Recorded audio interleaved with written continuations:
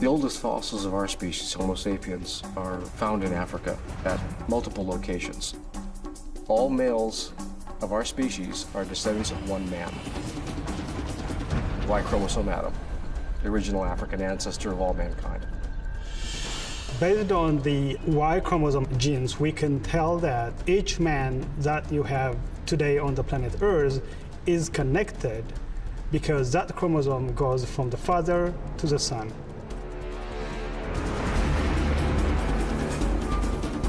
The Y chromosome Adam lived somewhere between 150 and 70,000 years ago.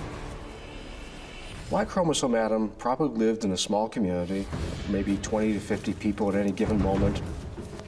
They probably lived in the woodlands and grasslands, either in East Africa or South Africa, or somewhere in between. I think on the savanna, what you see, the ability to sweat, the ability to dump heat, and move in the midday sun, that becomes a huge survival advantage. And that, in keeping with the thumb and the larger brain, the more strategic ability to hunt, is really what sort of fuels us through that period.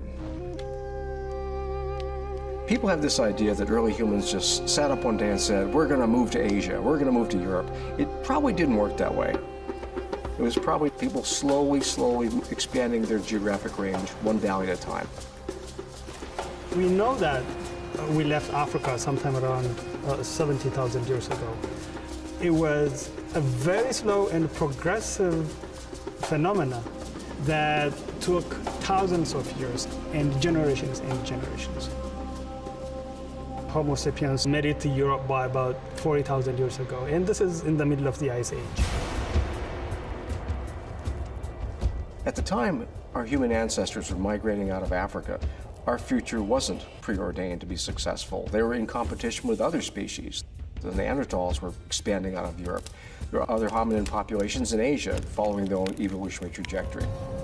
Our survival was never assured and will never be assured. However, Homo sapiens are extraordinary in terms of the fact that they have this ingenuity. We're a smart species. We have no rivals among living animals for the level of creativity and intelligence that we possess. I'm very optimistic about the future of our species.